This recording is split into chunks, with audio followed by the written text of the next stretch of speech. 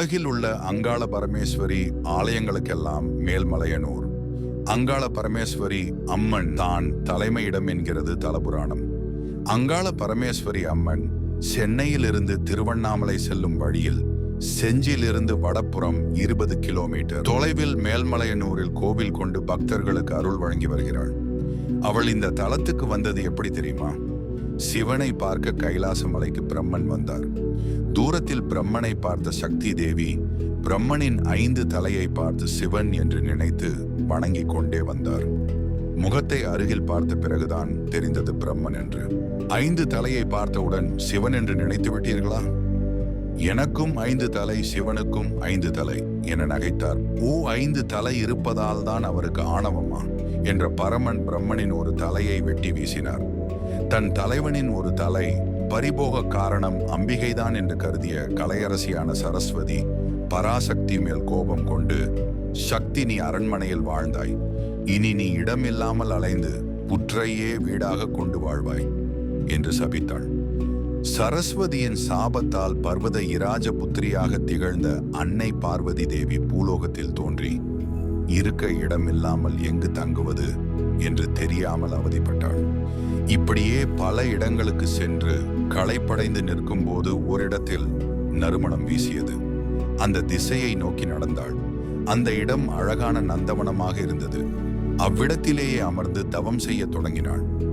இந்த காட்சியை கண்ட அங்கு காவலுக்கு இருந்த மீனவ இனத்தை சார்ந்தவன், ஏய் பெண்ணே, இது இந்த நாட்டின் மலையரசனுக்கு உரிமையான இடம்.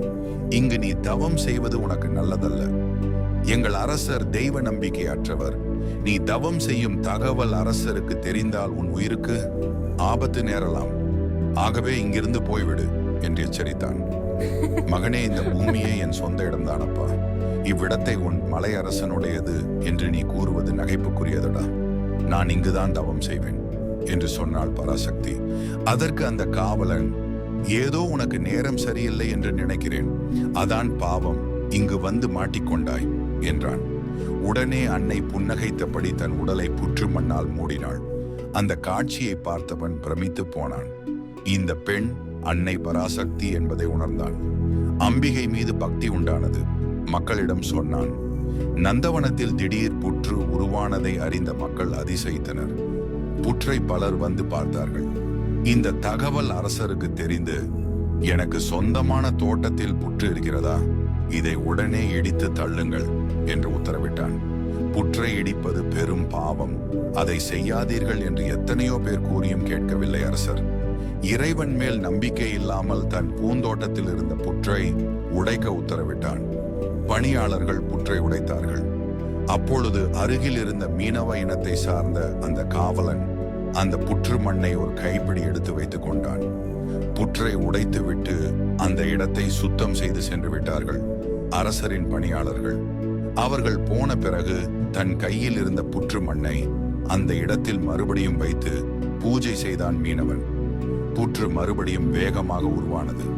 இந்த செய்தியை கேள்விப்பட்ட அரசன் மறுபடியும் பணியாளர்களை அனுப்பினான். புற்றை உடைக்க புற்றின் அருகில் சென்றவுடன் அன்னைக்கு காவலாக வந்து நின்ற சிவபூதங்கள் அந்த பணியாளர்களை கொன்றார்கள். இதுக்கெல்லாம் காரணம் அந்த மீனவன் தானே என்று கோபம் கொண்ட அரசன், அந்த மீனவனை கொன்று விடுங்கள் என்று கையை நீட்டி காவலர்களுக்கு உத்தரவிட்டான். உத்தரவிட்ட அந்த நொடி அரசனின் கை உணர்ச்சியின்றி அப்படியே தளர்ந்தது. கை வேலை செய்யவில்லை. இது தெய்வ மகிமைதான் என்று புரிந்து கொண்டான். தன் தவறுக்கு மனப்பூர்வமாக அன்னை ஆதிபராசக்தியிடம் மன்னிப்பு கேட்டான். தான் இங்கே இருப்பதை உலகிற்கு தெரியப்படுத்த மீனவனையும் அரசனையும் கருவியாக பயன்படுத்தினாள் அன்னை அங்காள பரமேஸ்வரி. அம்மன் அரசனை மன்னித்தாள். தன் தவறுக்கு பரிகாரமாக அந்த பூந்தோட்டத்தை அம்மனுக்கே காணிக்கையாக வழங்கினான் மன்னன். சாபத்தின் பலனாகத்தான் மேல்மலையனூரில் அகோர உருவத்தில் அங்காள பரமேஸ்வரி என்ற நாமத்துடன் அமர்ந்தாள்.